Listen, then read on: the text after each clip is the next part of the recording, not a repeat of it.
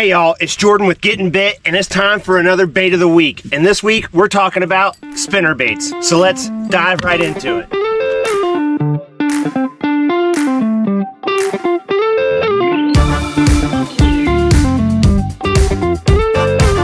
Y'all, so this week's Ohio River Outdoors Bait of the Week obviously isn't coming to you from Ohio River Outdoors like normal. This week is coming from the Seven Rivers Marine Battlebird. The reason behind that is I want to give you all some on-the-water footage at the end of the video. So make sure you're staying tuned for that, okay? In this video, just to give you guys a highlight of what we're going to go over, we're obviously talking about spinner baits. We're going to talk about the rod and reel combination, the line I use. We're going to talk about time of year, water temperatures, color selection, trailers, skirts versus no skirts, weight selection if I didn't say that yet. And then anything else I could think of. So let's start off with the rod and reel combination. Okay, so when you're walking through Ohio River Outdoors and you're getting ready to pick up your new spinnerbait setup or your first spinnerbait setup, depending, if you're a new angler or you're an angler just looking to maybe change how you do things a little bit, what are you looking for, right?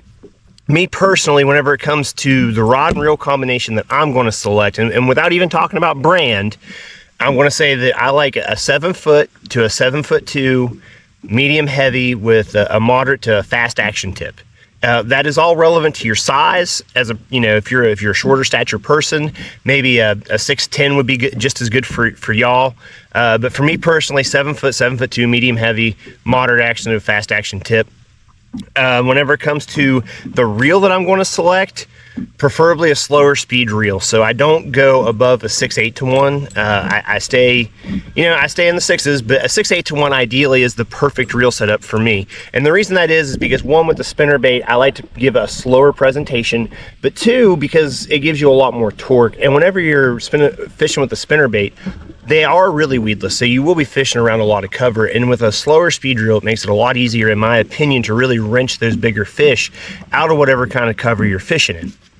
I will end on the rod and reel conversation with saying you don't have to go spend a whole lot of money on a rod reel combination. Obviously, my preferred is Cashin. We've talked about that in previous videos, but you can go buy an Abu Garcia or a Luge rod and reel combination for 140 bucks or less that will do everything you need to do. So, with that being said, let's move on to the line.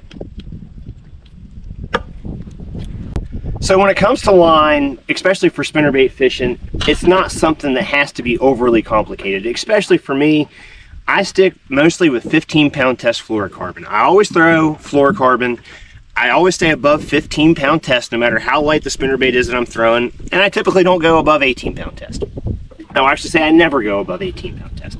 I know there's some hardcore believers out there that think that whenever you're throwing these heavier baits, that throwing 20-pound test or 20-plus pound test is a necessity. I am not going to argue that. It's just for me personally, where I fish, the fisheries that I'm exposed to, the water's a little bit more clear most of the time for us. And I think I get a few more bites that I might not get if I had a heavier line. By all means, if you fish somewhere that has dingier water, or somewhere that you think that you can get by with a heavier pound test, where the cover is just so dense where you're at that you need a heavier pound test, by all means. I don't think you're necessarily hurting yourself doing that. I just personally have more confidence in a 15-pound test, and I've never had one snap my line with a 15-pound test. So don't make it overcomplicated. Stick to 100% fluorocarbon. Like I said, preferably for me, Cigar is the brand I stick with, but there's many other brands that you can choose from out there, so don't think it has to be Cigar. I will say that at Ohio River Outdoors, Doug doesn't have anything low quality there. There's several different brands of fluorocarbon. Check them out, find one that you like. So just you'll have to experiment with it a little bit, but I can assure you that fluorocarbon is the only way to go with this. So now that we determine what kind of line we're going to use, I guess it's time to determine what kind of spinnerbait we're going to use. And whenever it comes to spinnerbaits, there's a lot of different choices between color, between blades, size. There's some with all sorts of different types of blades, 3 blades. Honestly, for me, I keep it really simple. I stick with Colorado blade or willow leaf blade. And if I'm looking to mix it up, I do a willow leaf Colorado blade combination. Personally, I don't use Indiana blades, not because I don't think they're good or anything like that. I just try to keep my tackle box as simplistic as possible. It makes it easier throughout the tournament day. I think I get, just as many bites with these. Whenever it comes to selecting the one that I'm looking for weight, I will say that really depends on current. Most of the time I start off with a 3/8 ounce weight. If I'm fishing on the Ohio River where the bait fish are smaller, I will go down to a 1/4 ounce weight just because of the size of the bait fish and the size of the fish, and it's a harder fishery to fish. But if I'm somewhere where the fishery is really healthy and the bite's not bad, I like to stick with a 3/8 ounce. If I'm having trouble keeping it in the strike zone because of the current, that's when I will move up to, let's say, a 1/2 ounce. I don't really go above 1/2 ounce. When it comes to blade selection, the Colorado blade, I like it earlier in the spring, whenever the water's still a little dingy, before the spawn. Whenever I'm using like my dark black colors, blues, black and blues, reds, stuff like that, doing more of a crawfish imitation, that's when I like the Colorado blade, because it's more of a thumping action than it is a visual action. And that time of year, that's what the fish are honing in on more. They're more aggressive, getting ready for the spawn. Whenever it comes to this time of year, fall, I go to a willow leaf blade. The reason behind a willow leaf blade this time of year is because a lot of times fish are feeding on shad this time of year, and the willow leaf paired with a nice swim bait trailer really does mimic shad perfectly. It looks like a few shad that are maybe falling out from the group. Whenever it comes to color selection, early in the year, again, whenever the watercolors are dingier, blacks and blues, reds, stuff like that. Same with the trailer I select, I'll go with the creature bait trailer. As the water starts to clear up and we get closer to the spawn, or really past the spawn, and we're looking at 75 plus degree water temps, that is when I start to go to the willow leaf blade. As far as when I use a spinnerbait, time of year wise, the spring and the fall is when this bait really shines. It's good year round. I use it as a search bait throughout the summer.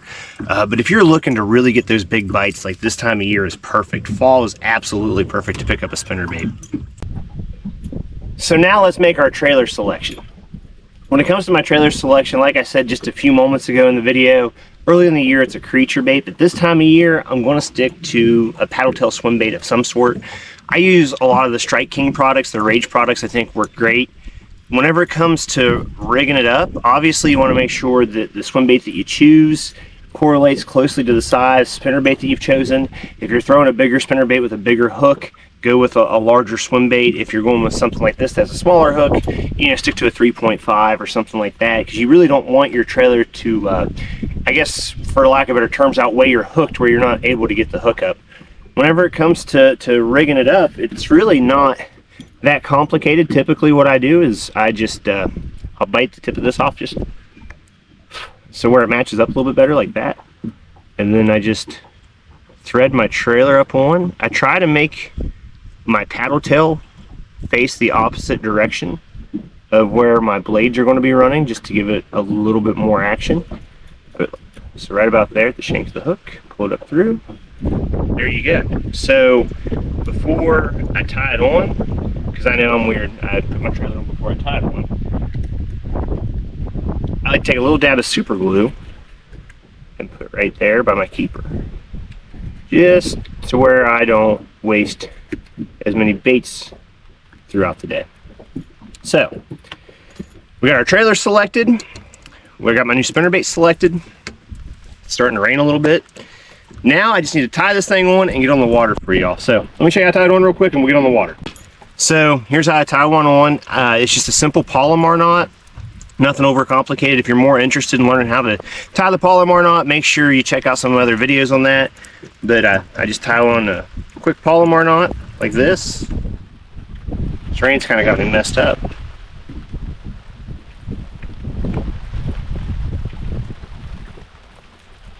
Make sure you wet your knot so you don't break anything off. And then trim your tag in. Leave a little bit there because the fish aren't going to notice it. And then get on the water.